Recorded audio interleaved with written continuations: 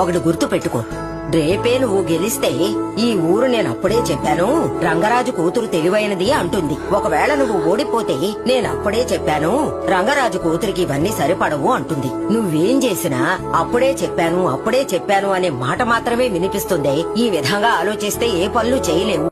ఒకటి గుర్తు పెట్టుకో, రేపే నువ్వు గెలిస్తే ఈ ఊరు నేనప్పుడే చెప్పాను రంగరాజు కూతురు తెలివైనది అంటుంది. ఒకవేళ నువ్వు ఓడిపోతే నేనప్పుడే చెప్పాను రంగరాజు కూతురికి ఇవన్నీ సరిపడవు అంటుంది. నువ్వేం చేసినా అప్పుడే చెప్పాను అనే మాట మాత్రమే వినిపిస్తుంది. ఈ విధంగా ఆలోచిస్తే ఏ పనులు చేయలేవు.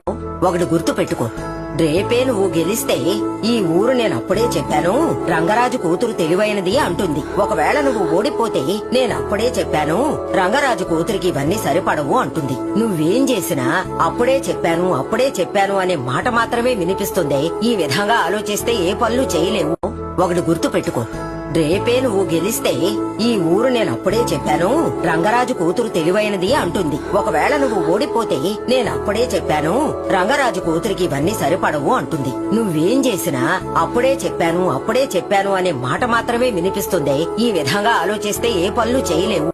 ఒకటి గుర్తు పెట్టుకో, రేపే నువ్వు గెలిస్తే ఈ ఊరు నేనప్పుడే చెప్పాను రంగరాజు కూతురు తెలివైనది అంటుంది. ఒకవేళ నువ్వు ఓడిపోతే నేనప్పుడే చెప్పాను రంగరాజు కూతురికి ఇవన్నీ సరిపడవు అంటుంది. నువ్వేం చేసినా అప్పుడే చెప్పాను అనే మాట మాత్రమే వినిపిస్తుంది. ఈ విధంగా ఆలోచిస్తే ఏ పనులు చేయలేవు.